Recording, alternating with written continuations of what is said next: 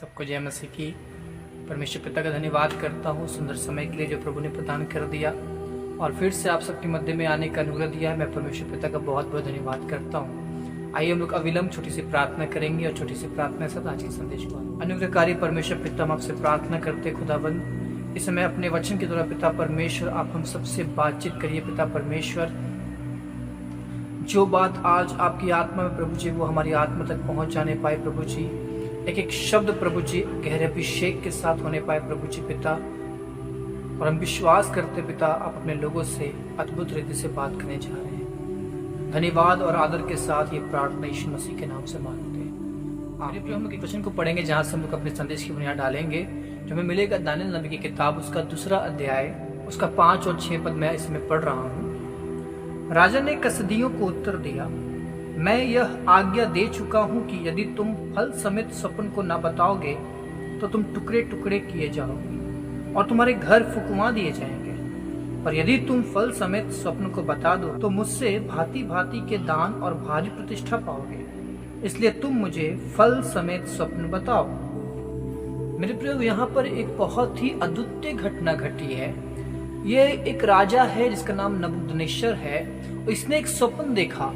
स्वप्न देखने के बाद ये क्या करता है, अपने राज के सारे ज्योतिषी, जादूगरों, तंत्रों, कसदियों सबको बुलाता है और बुलाने के बाद कहता है कि मैंने एक स्वप्न देखा जिससे मेरा मन बड़ा व्याकुल है और तुम मुझे उसका फल बताओ। तो ये लोग कहते हैं ठीक है राजा, आप अपना स्वप्न हमें बताइए, हम उसका फल आपको बता देंगे। ये कहता है कि नहीं, मैं तुमको स्वप्न नहीं बताऊंगा, तुम मुझे स्वप्न भी बताओ जो मैंने देखा है और उसका फल भी बताओ। एक बहुत ही विचित्र और बहुत ही टेढ़ा बात जो राजा कहता है। और जब वे लोग इस बात को सुनते हैं तो वे लोग आश्चर्य में पड़ जाते हैं और वो फिर से कहते हैं राजा हमें अपना स्वप्न बताइए, हम अर्थ बता देंगे। वो स्वप्न के प्रति बहुत गंभीर था और वो नहीं चाहता था कि उसका गलत व्याख्यान हो सके। ये सारी बातें परमेश्वर ही है जो राजा के मन में डाल रहा है। क्यों डाल रहा है ये हम लोग आगे चल के देखेंगे। तो उसको लग रहा है कि यदि स्वप्न बताऊंगा तो ये लोग कुछ भी उसका अर्थ बता देगा, सही भी बता सकता है, गलत भी बता सकता है।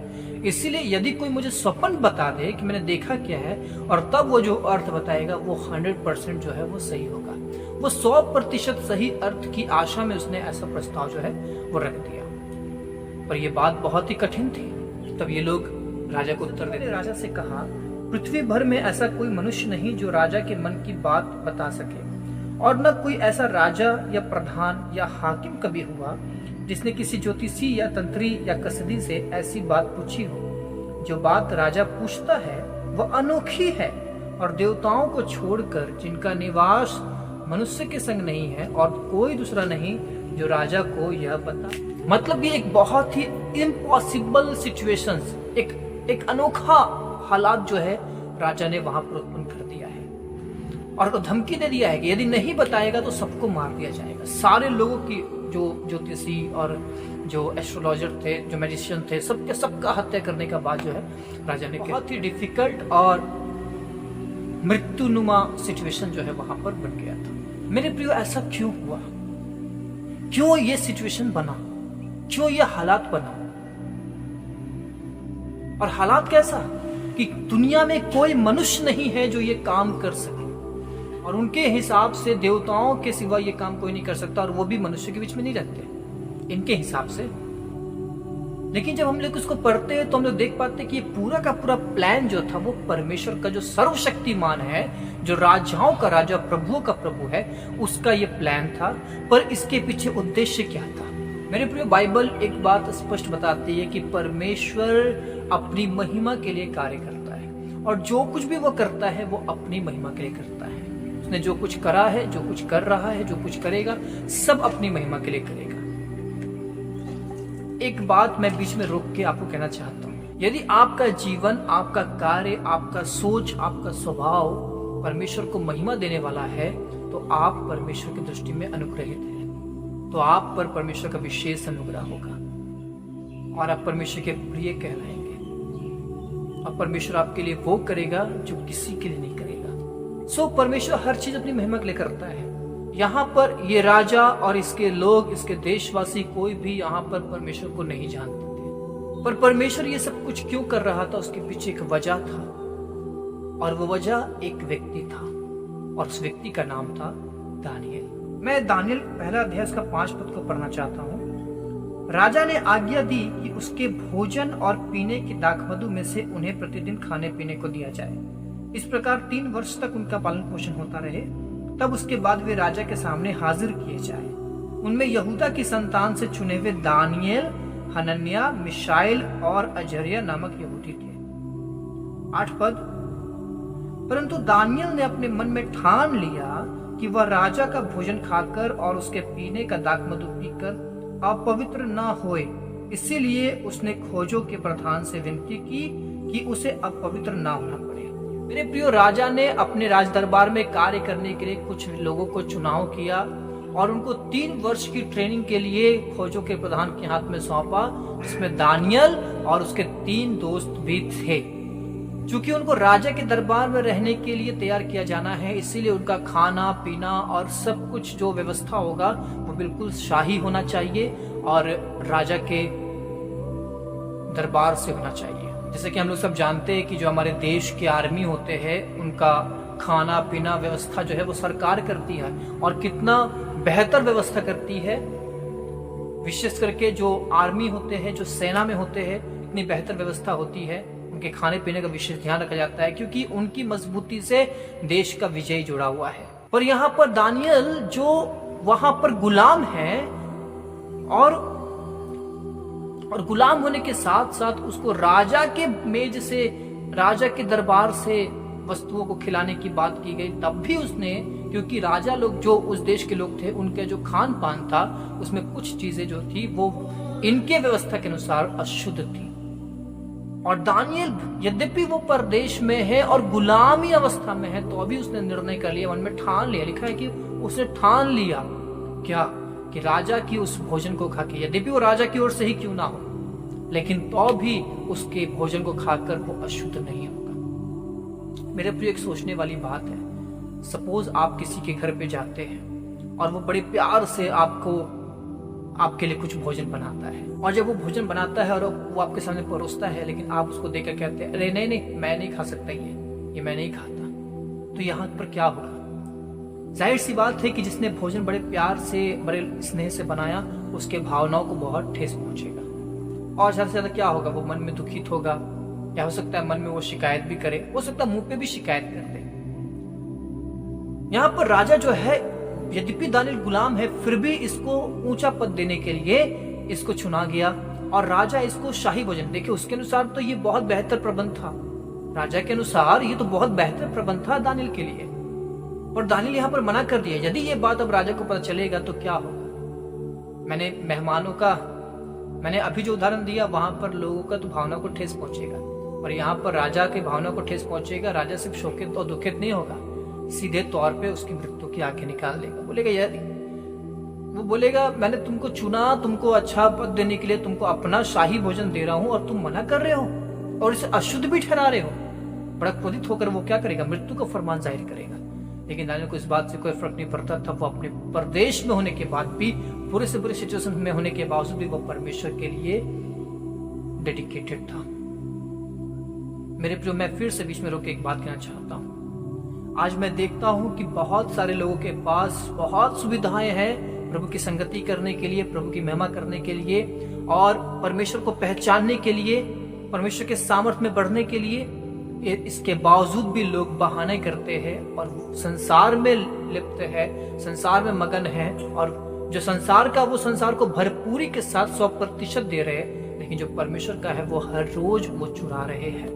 और बेईमान संसार के साथ ईमानदार है, पर वफादार परमेश्वर के साथ ईमानदार, परमेश्वर के साथ बेईमान पाए जाते हैं। आज अच्छे सिचुएशन होने के बावजूद भी, इतने सुविधाएं होने के बावजूद भी हम परमेश्वर के प्रति जी नहीं पा रहे। हमारे जीवन में समझौता और कॉम्प्रोमाइज पाया जाता है। लेकिन देखिएगा, दानियल का इतना बड़ा सिचुएशन था दानियल का, इसके बावजूद वो अपने खराई में और अपने परमेश्वर के प्रति जीता रहा, भले ही परिणाम जो है वो मृत्यु क्यों ना हो। और आपको पता है कि इसके बाद एक और घटना घटता है, वहां भी दानियल के ऊपर मृत्यु का साया आता है, लेकिन परमेश्वर वहां भी जो जीवन का दाता है उसको जीवन देता है। और दानियल ने कहा, जो प्रबंधक था उससे, कि हमको साग पात दो, हमको 10 दिन तक परखो जो मीट खाते हैं उनसे, यदि हम उनसे कम आके गए तो फिर हमको जो तुमको सही लगे वो करना। प्रधान मान गया और उसको क्या किया, 10 दिन तक उसको और उसके साथी को साग पात दिया। और 10 दिन बाद आके क्या देखता है कि जो मीट खाने वाले, जो राजा के शाही भोजन खाने वाले हैं, उनके चेहरे से, उनके शरीर से ज्यादा चमकदार और सुंदर शरीर और चमकदार चेहरा जो है वो दानियल और उसके दोस्तों का हुआ। इस बात को देख के प्रधान बड़ा खुश हुआ। फिर उसने नियुक्त किया कि ठीक है, दानियल को क्या किया जाएगा, साग पाती दिया जाएगा, वो वेजिटेरियन ही रहेगा।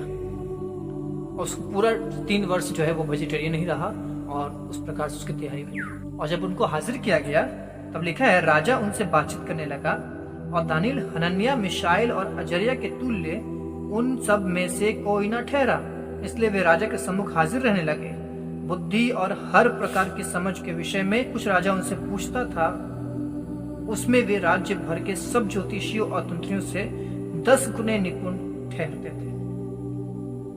मेरे प्रिय, जब हम परमेश्वर के लिए समझौता नहीं करने का चुनाव करते हैं तो हो सकता है हमें वो पोषण ना मिले, वो शाही पोषण ना मिले, इसके बावजूद भी हम उन शाही पोषण मिलने वालों से बेहतर होंगे, क्योंकि परमेश्वर का ग्रेस जो है वो हर एक शाही पोषण से बढ़कर है। खैर, मैंने कहा एक व्यक्ति परमेश्वर को मिला, दानियल। उसका डेडिकेशन, उसका समर्पण परमेश्वर को एक योग्य पात्र मिला कि परमेश्वर उस स्थान में, उस जगह में अपना नाम प्रकट करे, अपनी महिमा प्रकट करे, जहां उसको जानने वाला कोई भी नहीं था। जैसे कि मैंने आपको आरंभ में कहा कि परमेश्वर जो कुछ करता है अपनी महिमा के लिए करता है। आज भी हमारे भारत में परमेश्वर को नहीं जानने वाली जगह में यीशु का नाम बहुत लोग जानते हैं, पर यीशु को सब लोग नहीं जानते। खुदावंद अपने आप को प्रकट करने के लिए आज दानियल को खोज रहा है कि उसको दानियल मिले, उसको एक ऐसा व्यक्ति मिले जो बुरे से बुरे हालातों में भी, प्रतिकूल परिस्थितियों में भी परमेश्वर के प्रति सच्चा रहे, परमेश्वर के प्रति समर्पित रहे, मृत्यु का परवाह न करे, परमेश्वर के लिए जीने वाला हो, ताकि परमेश्वर अपने नाम की महिमा करे। और जब परमेश्वर को धन के समान एक ऐसा व्यक्ति मिला, तब परमेश्वर ने एक ऐसा सिचुएशन क्रिएट किया, राजा को स्वप्न देकर, एक ऐसा सिचुएशन जिसका सॉल्यूशन कोई मनुष्य नहीं कर सकता, कोई देवी देवता नहीं कर सकता परमेश्वर के सिवा। फिर दानियल को लाया जाता है, दानियल राजा से कहता है मैं बताऊंगा। दानियल राजा से समय मांगता है, जाता है, वो अपने कमरे में अपने 3 दोस्तों के साथ बैठता है, रात में प्रार्थना करता है। राजा का स्वप्न दर्शन के द्वारा दानियल को परमेश्वर जो है वो प्रकट कर देता है। और फिर दानियल आता है और राजा को उसका स्वप्न बताता है, बिल्कुल जैसा उसने देखा, एग्जैक्ट वैसा ही, और उसका सारा का सारा अर्थ बताता है। और उसका अर्थ भी कुछ आम अर्थ नहीं होता है, एक ऐसा अर्थ होता है कि राजा का साम्राज्य ढा दिया जाएगा, कुछ समय बाद दूसरा साम्राज्य उदय होगा। राजा के सामने ही कह रहा है कि तेरा साम्राज्य एक समय खत्म होने वाला है, क्योंकि जो प्रभु ने कहा वो क्लियरली कह दिया। ये होने के बाद भी ऐसा होता कि राजा आग बबूला हो जाता, दानियल को मरवा देता, तूने ऐसा कहा मेरा राज्य ढाई जाएगा, ऐसा कुछ भी नहीं किया राजा ने गिर के दंडवत किया। और वो बातें जो एक इम्पोर्टेंट बातें जो आज जिसके ऊपर पूरा संदेश है आज का 40 पद बताता है 2 अध्याय का। इतना सुनकर नबूकदनेस्सर राजा ने मुंह के बल गिरकर दानियल को दंडवत किया और आज्ञा दी कि उसको भेंट चढ़ाओ और उसके सामने सुगंध वस्तु जलाओ। फिर राजा ने दानियल से कहा, सच तो यह है कि तुम लोगों का परमेश्वर सब ईश्वरों का ईश्वर, राजाओं का राजा और भेदों का खोलने वाला है, इसीलिए तू यह भेद प्रकट कर पाया। तब राजा ने दानियल का पद बड़ा किया और उसको बहुत से बड़े बड़े दान दिए और यह आज्ञा दी कि वह बेबीलोन के सारे प्रांत पर हाकिम और बेबीलोन के सब पंडितों पर मुख्य प्रधान बने। जो राजा परमेश्वर को नहीं जानता, जो देश परमेश्वर को नहीं जानता, एक दानियल के कारण से बेबीलोन में एक जागृति आई, परमेश्वर की महिमा हुई। और कैसी महिमा हुई? देखिए, परमेश्वर अपनी महिमा हमेशा ऐसे ही प्रकट करना चाहता है कि जो वो कर सकता है वो कोई नहीं कर सकता है। इसीलिए सिचुएशंस जो है वो ऐसे ही उत्पन्न क्या करता है जैसा सिचुएशंस भी पहले कभी उत्पन्न नहीं हुआ। मेरे प्रियो, जब दानियल खराई में चला, सिधाई में चला, परमेश्वर के भय में चला, तो देखिए उसका जीवन सुखद और सुविधाजनक होना चाहिए था, लेकिन ऐसा हुआ कि राजा के स्वप्न के कारण से मृत्यु का फरमान जाहिर हो गया और मृत्यु जो है वो दानियल पे भी आ गई, क्योंकि दानियल भी उन्हीं पंडितों में शामिल था। जब हम प्रभु के पवित्रता में चलते हैं, खराई में चलते हैं, तब ऐसी सिचुएशन जब आए, जब हम खराई में चल रहे, इसके बावजूद ऐसी सिचुएशन आए जहां पर हम पर मृत्यु का साया आ जाए, हम पर विपत्ति आ जाए, आप समझ लेना, बाइबल बताती है जो परमेश्वर से प्रेम करता है उसके लिए सारी बातें मिलकर भलाई को उत्पन्न करती है। अच्छी हालातें भी, बुरी हालातें भी मिलकर भलाई को उत्पन्न करती है। जब ये खराई में चला तो मृत्यु का फरमान इसके ऊपर आया, लेकिन पता चला कि वो मृत्यु का फरमान ऐसा सिचुएशन इसीलिए आया ताकि परमेश्वर की महिमा उस योग्य पात्र के द्वारा बेबीलोन में हो सके। राजा, उस बेबीलोन का सम्राट जो है वो परमेश्वर को जान सके, बेबीलोन के वासी परमेश्वर को जान सके। नहीं तो क्या होता, दानियल तो वहां पर गुलाम था। लोगों को लगता अरे इसका परमेश्वर कमजोर है, तब तो ये लोग गुलामी में हमारे वश में है। लेकिन गुलाम का परमेश्वर ऐसा प्रकट हुआ, उन्हें गुलाम बनाने वालों का परमेश्वर ऐसा नहीं था, उन्हें गुलाम बनाने वालों की शक्ति ऐसी नहीं थी जैसा उस गुलाम के परमेश्वर का था।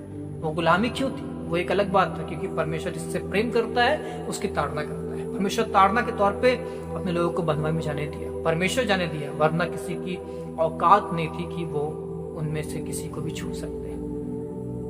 इसलिए क्योंकि उनका परमेश्वर महान था, उस दशा में भी, उस देश में भी जहां वे परदेश थे, जहां वो गुलामी में थे, वहां भी परमेश्वर अपनी महिमा करके दिखाया और अपने लोगों के विषय प्रकट किया कि जिसका परमेश्वर यहोवा है वे लोग कितने विशेष हैं, क्योंकि उनका परमेश्वर स्थिर है।